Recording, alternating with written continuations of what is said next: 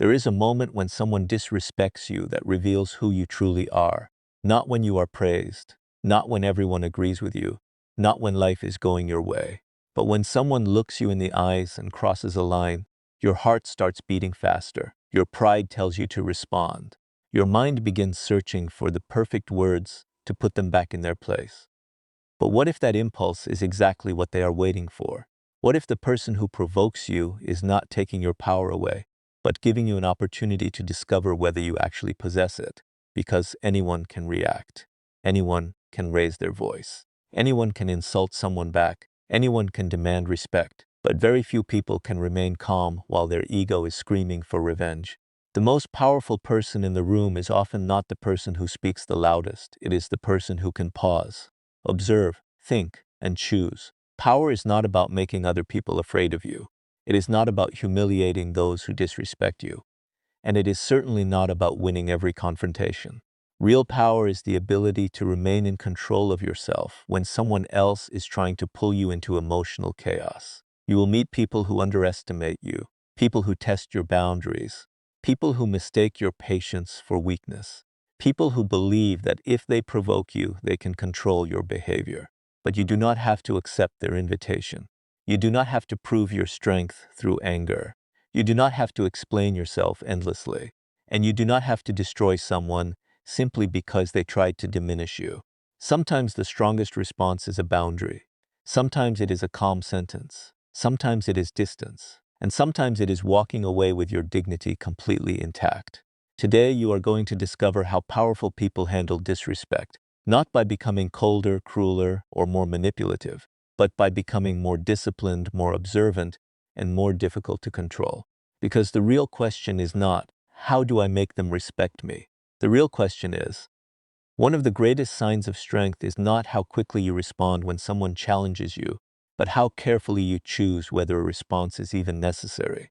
Disrespect can trigger something ancient within us.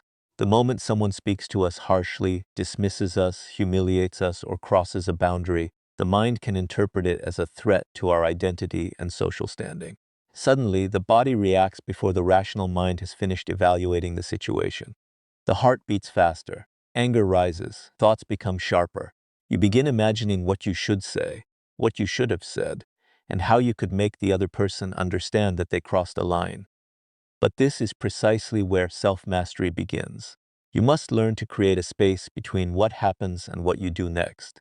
That space may only last a few seconds, but those seconds can completely change the outcome.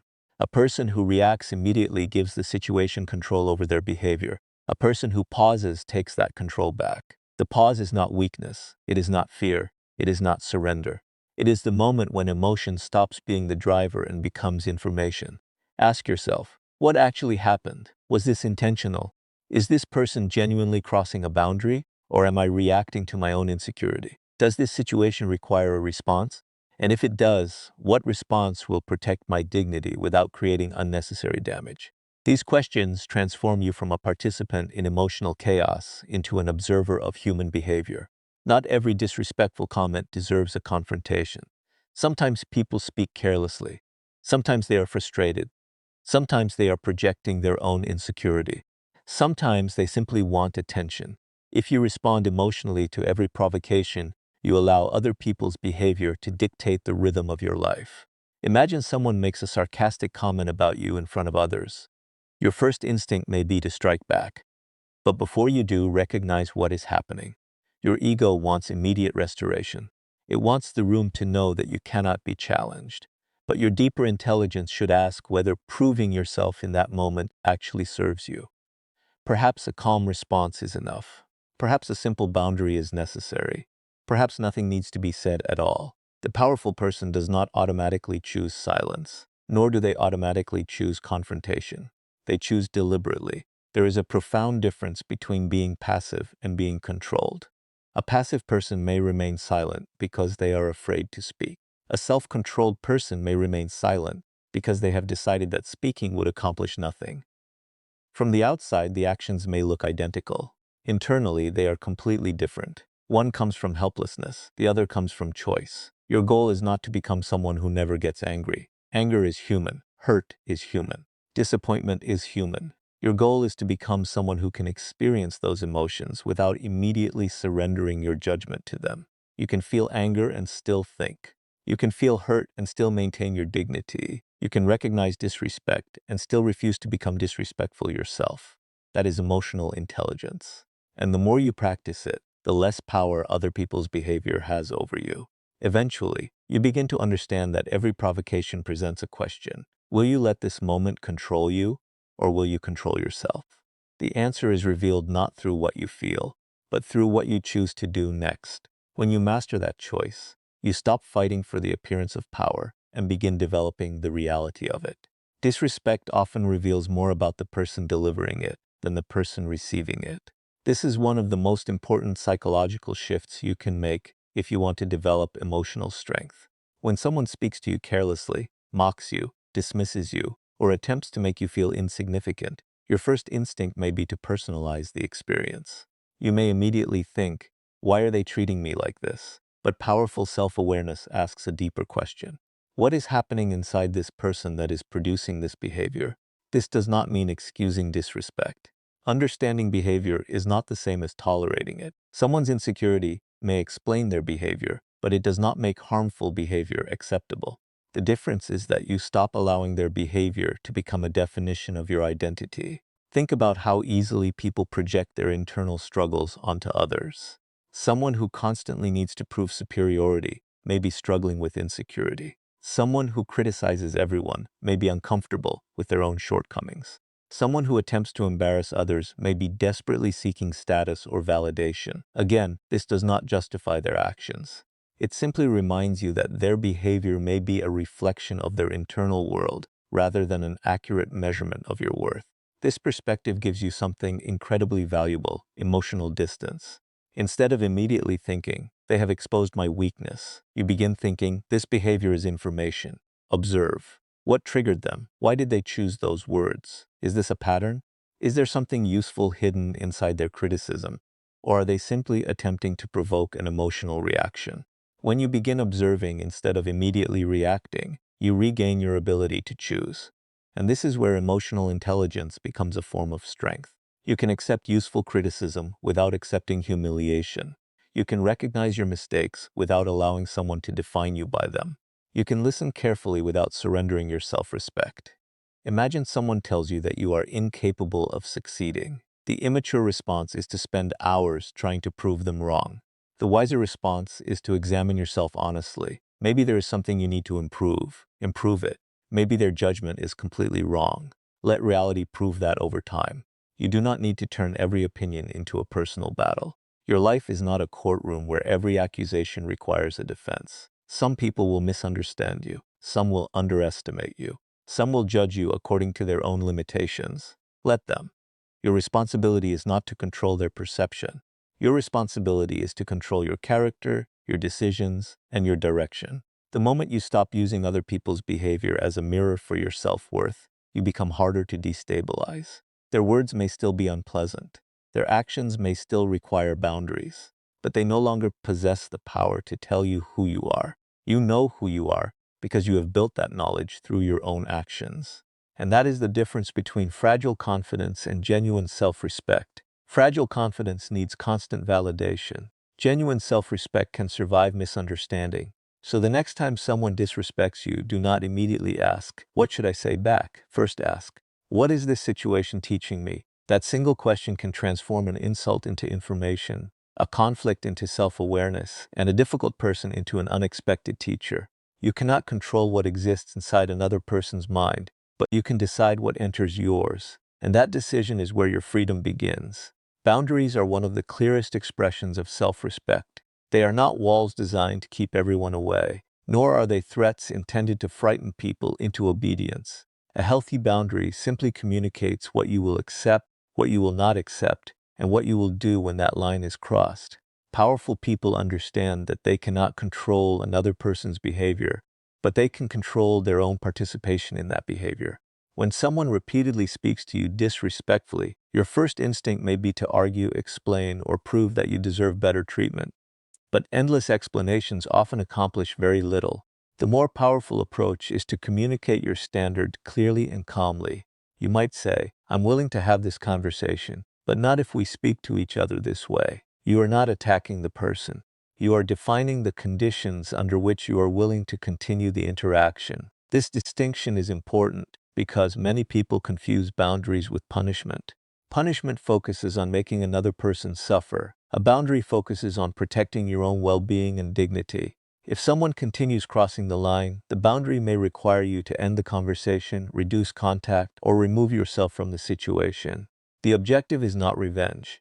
The objective is alignment between your values and your actions. A boundary only becomes meaningful when you are willing to enforce it consistently. If you repeatedly announce standards but abandon them whenever someone pushes back, people learn that your words are negotiable. More importantly, you teach yourself that your own limits do not matter. Every time you calmly follow through on a reasonable boundary, you strengthen your confidence because you prove to yourself that you can protect what matters without becoming aggressive. This also requires self-awareness. Before establishing a boundary, ask yourself whether you are responding to genuine disrespect or simply reacting to wounded pride. Not every disagreement is disrespect. Not every criticism is an attack. Sometimes someone challenges your opinion, and your ego interprets the challenge as an insult. Emotional maturity means being able to distinguish between the two. A strong person can hear criticism without collapsing and can reject disrespect without exploding. They do not need to turn every disagreement into a battle for dominance. Your boundaries should therefore come from clarity, not anger. You do not need to shout them. You do not need to threaten anyone. You do not need to make dramatic announcements. You simply live by them. And when your actions consistently communicate what you value, people eventually learn where your limits are. The deeper lesson is that boundaries are not primarily about controlling other people. They are about governing yourself. You decide what access someone has to your time, attention, trust, and emotional energy. And once you understand that, you stop begging people to treat you with respect. You communicate the standard, observe their behavior, and make your decision accordingly. That is not cruelty. That is self-respect guided by discipline. One of the greatest forms of self-mastery is refusing to let wounded pride make your decisions. Pride can be useful when it reminds you of your values, but when your ego becomes responsible for every decision, it can turn a small moment into a major conflict. Someone says something disrespectful, and immediately your mind demands an answer. You want to prove that you cannot be treated that way. You want the perfect comeback. You want the other person to feel embarrassed for what they said. But before you react, ask yourself a more powerful question. What outcome do I actually want? That question creates distance between your emotions and your actions. Imagine someone insults you in front of a group of people. Your first instinct may be to respond immediately. You may feel that remaining silent makes you look weak, but silence and weakness are not the same thing. Sometimes silence is simply the space you create to think clearly. You do not have to respond at the speed of someone else's disrespect. You are allowed to slow the moment down. A person who controls their emotions does not become powerless. They become harder to manipulate. If someone can insult you and instantly control your mood, they have influence over you.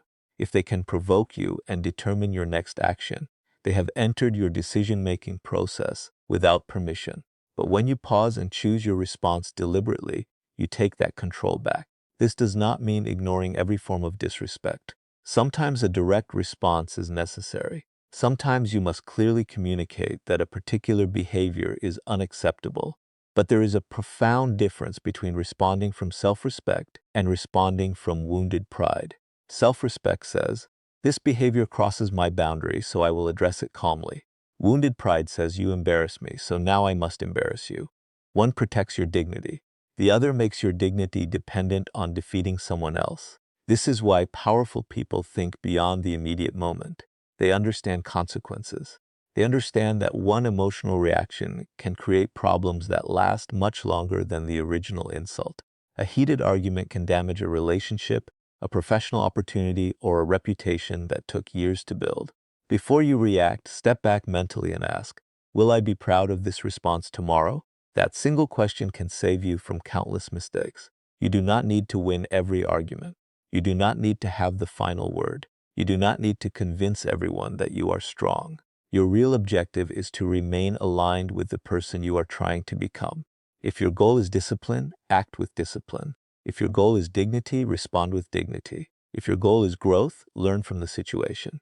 And if your goal is peace, do not create unnecessary war simply because someone handed you an invitation to fight. Your emotions deserve to be heard, but they do not always deserve to be obeyed.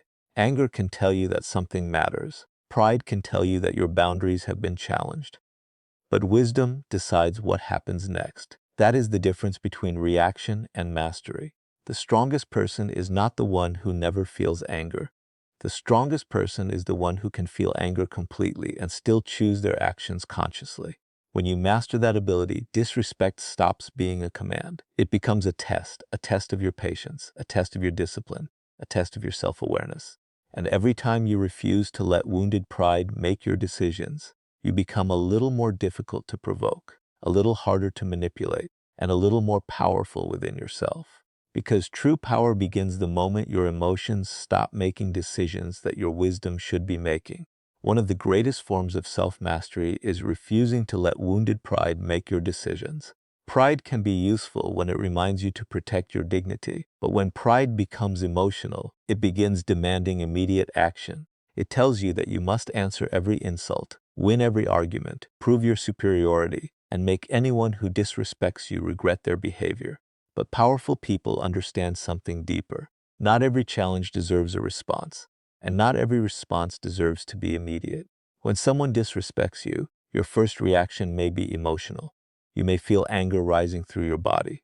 Your mind may begin creating arguments before the other person has even finished speaking.